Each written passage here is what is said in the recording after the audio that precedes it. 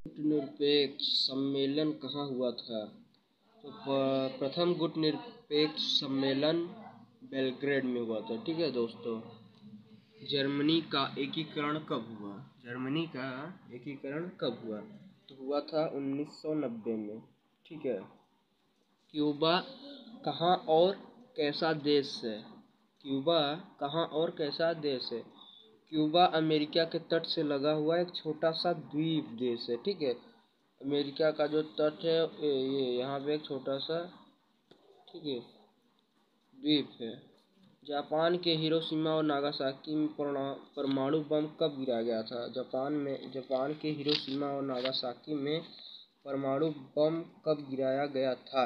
वो है 1945 में गिराया गया था जापान के हिरोशिमा नागासाकी में। ठीक है, परमाणु बम।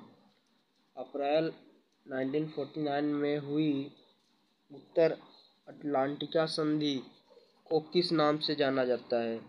तो उसे नाटो के नाम से जाना जाता है। ठीक है मेरे दोस्तों, नाटो याद रखना।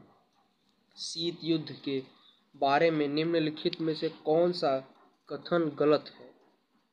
तो ये है अमेरिका और सोवियत संघ सीधे युद्ध में शामिल थे, ये गलत है। ठीक है। निम्नलिखित में से कौन सा कथन गुटनिरपेक्ष आंदोलन से उद्योग पर प्रकाश नहीं डालता? तो वो है वैश्विक मामलों में तटस्थता का नीति। निम्नलिखित में से कौन सा देश गुटनिरपेक्ष आंदोलन के संस्थापक सदस्य थे? वो है भारत और इंडोनेशिया। ठीक है। निम्नलिखित में से कौन सा देश पूंजीवादी व्यवस्था में विश्वास करता है? मतलब जो पूंजीवाद, बहुत जिसके पास पैसा हो, ये सब हो, इसे पूंजीवाद कहते हैं। तो वो है संयुक्त राज्य अमेरिका, यूएसए। द्वितीय विश्व युद्ध कब समाप्त हुआ? जो दूसरा विश्व युद्ध था वो कब समाप्त हुआ था? वो है 1945, 1945 में दूसरा विश्व युद्ध समाप्त हो गया था। 1945 के बाद कौन सा देश साम्यवाद व्यवस्था के नेतृत्व कर रहा था? वो है सोवियत संघ, यूएसएसआर। ठीक है। द्वितीय विश्व युद्ध के पश्चात विश्व के दो महाशक्तियाँ थी। कौन कौन थी? यूएसए एंड यूएसएसआर, दो महाशक्तियाँ थी।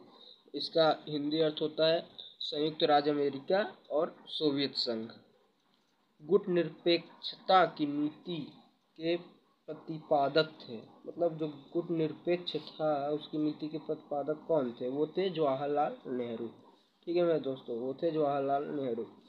शीत युद्ध वाक्यांश मूलतः संबंधित था, वो किससे संबंधित था? संयुक्त राज्य अमेरिका व सोवियत संघ से। द्वितीय विश्व युद्ध के दौरान निम्नलिखित में से कौन मित्र राष्ट्रीय का सदस्यता नहीं था? वो था जापान। ठीक है मेरे दोस्तों।